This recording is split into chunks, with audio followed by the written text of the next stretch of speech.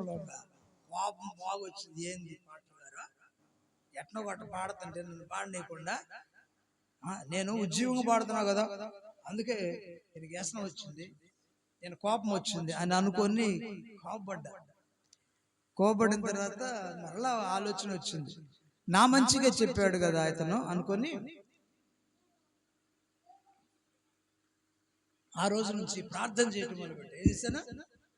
ప్రభువా, పాటలు చక్కగా ఉన్నది ఉన్నట్లుగా పాడే జ్ఞానం నాకు ఇవ్వయ్య, ఆ స్వరం నాకు ఇవ్వు ప్రభు అని దేవుని దగ్గర మొర్ర పెట్టుకున్నా. అమ్మాయి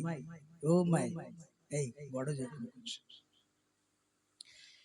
అలాగా చక్కగా పాడే జ్ఞానమే ప్రభు. ఇంకొకసారి థియేటర్కి పోయా పాట పాడటానికి. థియేటర్లు ఉంటాయి, రికార్డింగ్ చేయడం, ఆకాశం ఆలకించం పాట రికార్డింగ్ చేయడానికి. లేదా వెళ్ళాం, ఒకటి స్వరమేమో అబ్బా ఇది బాగుందా అన్నాడు. నా స్వరం పాస్టర్ గారు చర్చిలో పోయి పాడుకోపోండి అన్నాడు. స్తోత్రం. పాస్టర్ గారు నువ్వు రికార్డింగ్ పనికిరాదు కానీ నీ స్వరం నువ్వు పోయి చర్చిలో పాడుకోయా అన్నాడు. అబ్బా కోపం వచ్చేసి, వీడేంద్ర ఇట్లా అన్నాడు, నేను కూడా బాగానే పాడతాను కదా, ఏంది వీడు ఇట్లా అన్నాడు అనుకొని ఇంటికి వచ్చి ప్రభువా నన్ను అవమానపరిచాడయ్యా, నాకు పాడే జ్ఞానమే. దేవునికి స్తోత్రం, దేవుని స్తోత్రం. పాడే జ్ఞానమే ప్రభు అని ప్రార్థన చేసుకున్నాను. చాలా రోజులు అయ్యా నన్ను అవమానపరిచాడయ్యా. అవమానం వచ్చినప్పుడు మనం ఏం చేయాలంటే దేవుని దగ్గరికి వెళ్ళి మొర పెట్టుకోవాలి. ప్రభువా నన్ను ఇలా అవమానపరిచారే, తీసివేయి ప్రభు, నాకు ఇవ్వు ప్రభు అని ప్రార్థన చేశాను. అదే థియేటర్లో మరలా ఆకాశం ఆలకించు పాట రికార్డింగ్ చేశాను. దేవునికి స్తోత్రం. చెప్పండి హల్లెలూయా. కాబట్టి దేవుని దగ్గర మనం గోజాడుకోవాలి, చక్కగా పాడే జ్ఞానం ప్రభు అని అడగాలి. అప్పుడు ఆయన ఇస్తాడు కదా. లయ తాళము రాగం భావం అన్ని కూడా ఆయన ఇవ్వగలిగిన సమర్థుడు. ఆయనే సంగీతానికి చక్రవర్తి. దేవునికి స్తోత్రం. ఆయన తప్ప ఎవరు లేదు. నీకు స్వరం ఇస్తే చక్కగా పాడగలదు, రాగం ఇస్తే తెలుసుకోగలుగుతావు. రాగం తాళం భావం అన్ని కూడా నీకు నేర్పగలిగిన సమర్థుడు మన ప్రభు అయిన యేసు. ఆ ప్రియులరా, కాబట్టి మనం కూడా దేవుని దగ్గర గోజాడుకోవాలి. ఒక్కొక్క పాట నేర్చుకొని దేవుని దగ్గర రమ్యంగా పాడాలి. దేవుని స్తోత్రం. అర్థమైందమ్మా? మనం నేర్చుకొని దేవుడు కూడా వినసొంపుగా దేవుని మహింపరుస్తూ పాడాలి. అలా కాకుండా మన వాళ్ళు ఏం చేస్తారు, రకరకాల సిస్టమ్ పెట్టుకొని అబ్బా అన్న కోటయ్య గారు ఏం పాడిండండి అనిపించుకోవాలి. స్తోత్రం. ఏమనిపించుకోవాలి? అబ్బా కోటయ్య గారు ఏం పాడిండండి అని ప్రజలు అనుకోవాలా. అలా అనుకోవాలని పాడతాం, అది వ్యర్థమైపోయింది. దేవుడు వినాలని పాడాలి. అర్థమైందమ్మా? దేవునికి మహిమకరంగా ఆత్మతో నింపబడి దావీదు పాడాడు. ఎలా పాడాడు? యెహోవాయే నా కాపరిగా, నాకేమీ కొదువగును, నాకేమీ కొదువగును. యెహోవాయే పచ్చిక గల చోట్లను నన్నాయనే పరుండ చేయును, శాంతిదనైన జలములకు నన్నాయనే నడిపించును, నన్నాయనే నడిపించును. యెహోవాయే నా కాపరిగా, నాకేమీ కొదువగును, నాకేమీ కొదువగును. యెహోవాయే గాఢాంధకార లోయలలో నడచినా నేను భయపడను, గాఢాంధకార లోయలలో నడచినా నేను భయపడను. నీ దుడ్డు కరయు నీ దండములు నా తోడయుండి నడిపించును, నా తోడయుండి నడిపించును.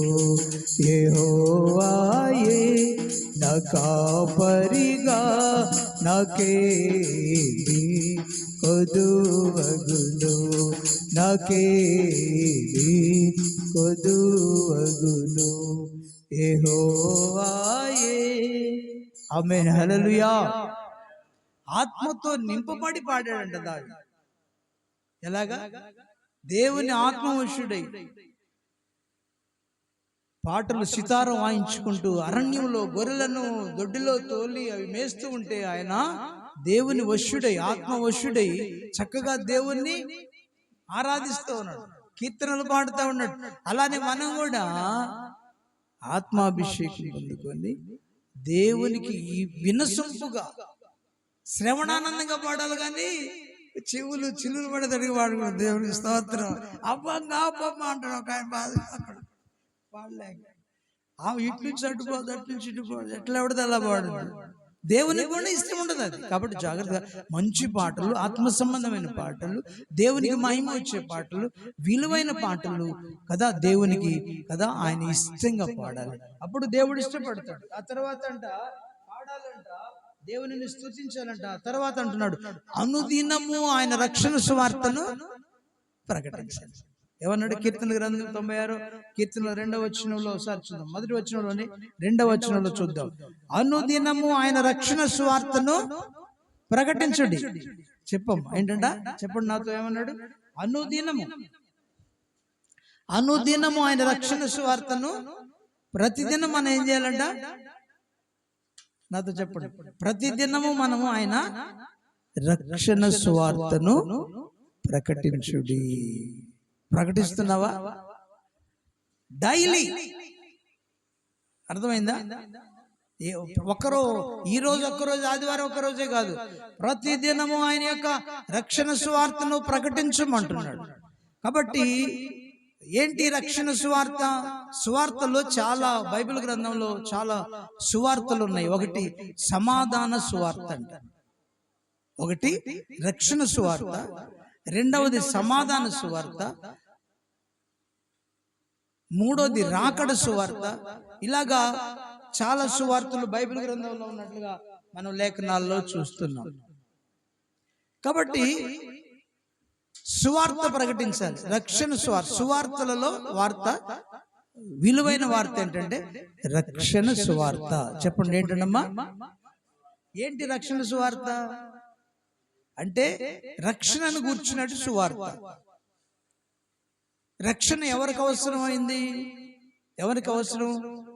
ఇప్పుడు చెరసాల్లో ఉన్నాడు, అతన్ని విడిపించడం రక్షణ అని అర్థం. విడుదల, విడిపించడం. ఒక బలవంతుడు పోతేనే ఆ చెరసాల్లో ఉన్నవాన్ని విడిపించగలుగుతాడు, అవునా? బంధకాల్లో ఉన్నాడు అతన్ని విడిపించడమే రక్షించడం. గొర్రెపోటోళ్ళు కదా పొదలో చిక్కుకొని ఉంది, ఆ పొద నుంచి విడిపించడమే రక్షణ, అవునా కాదా? ఆకలి అవుతుంది, పిల్లలు లేక ఎంతో వేదనతో ఉన్నారు, వారికి ఆహారం పెట్టడమే వారిని ఆకలి నుంచి రక్షించడం. దేవునికి స్తోత్రం. చెప్పండి అందరూ. కాబట్టి ప్రియమైన వాళ్ళరా, ఇంకా విషయం ఏంటంటే అనేకులు నరకానికి వెళుతున్నారంట. ఆ నరకం నుంచి బయటికి తీసుకొచ్చింది రక్షణ సువార్త. దేవునికి స్తోత్రం. చెప్పండి చెప్పండి హల్లెలూయా. మానవులందరూ పాపం చేసి దేవుడు అనుగ్రహించే మహిమను పొందలేకపోతున్నారు. 3:23 రోమపత్రికలో మానవులందరూ కూడా పాపం చేసి దేవుడు అనుగ్రహించే మహిమను పొందలేకపోతున్నారు.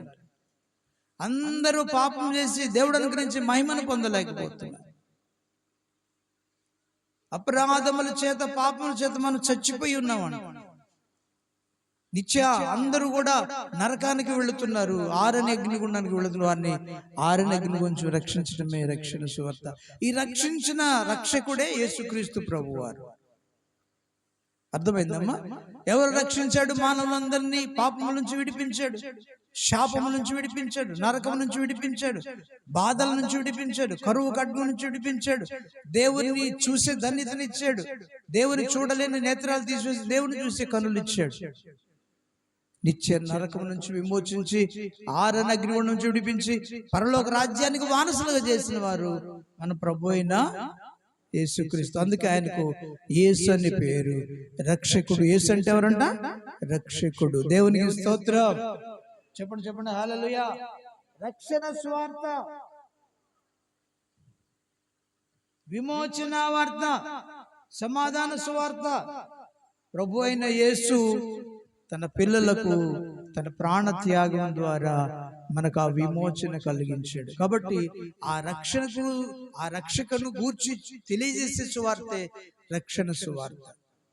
మానవులందరూ తప్పిపోయారు, వెదకి రక్షించిన వాడు ప్రభు అయిన యేసే. అవును కదా? మానవులందరూ తప్పిపోయి లోకంలో దేవుని తెలియక లోక ఆశలలో పడి కొట్టుకొని పోతున్నారు, నరకానికి వెళుతున్నారు. వారిని వెదకి రక్షించిన వాడే ప్రభు అయిన యేసు. ఆ రక్షకుని గురించి తెలియజేసే వార్తే రక్షణ సువార్త. తప్పిపోయారు, పాపులయ్యారు, వారి పాపముల నుంచి విడిపించిన వారు ప్రభు అయిన యేసు కదా. తిమోతి పత్రికలు 1వ అధ్యాయం 15 వచనం, పాపులను రక్షించుటకు క్రీస్తు యేసు లోకానికి. పాపాలలో ఉన్నాం మనం, కాబట్టి ఆ పాపమును తీసివేసి పరిశుద్ధులుగా మార్చిన వాడు, తన రక్తం ఇచ్చి సిలువలో ప్రాణం ఇచ్చి మానవుల యొక్క పాప విమోచన కోసం రక్తములో కడిగిన వాడు, పరిశుద్ధపరిచిన వాడు ప్రభు అయిన యేసు అని తెలియజేయటమే రక్షణ సువార్త. మానవులందరూ చనిపోతున్నారు. ఒక అతిక్రమాన్ని బట్టి మనుషులందరూ పాపులుగా చేయబడ్డారు. పాపములు బట్టి అందరూ కదా మరణం వస్తుంది. ఈ మరణాన్ని ఎవరు తప్పించుకోలేకపోతున్నారు. ఆ మరణాన్ని తప్పించిన వారే సిలువలో మరణాన్ని మరణింప చేసి మరణం నుంచి విడిపించిన వారే మన ప్రభు అయిన యేసుక్రీస్తు ప్రభు. ఆయన తిరిగి లేచాడు, మనల్ని కూడా తిరిగి లేపుటకు సమర్థుడు మన ప్రభు అయిన యేసుక్రీస్తు వారని అనేకులకు తెలియచేట క్రీస్తు రక్షణను గుర్చినటువంటి విషయాలు, ఏ విషయాలలో నుంచి విడిపించాడు అని, ఎవరు విడిపించారు, ఆ విషయాన్ని తెలియచేయటమే రక్షణ సువార్త. అర్థమవుతుందని చెప్పే మాటలు. దేవుని స్తోత్రం చెప్పండి.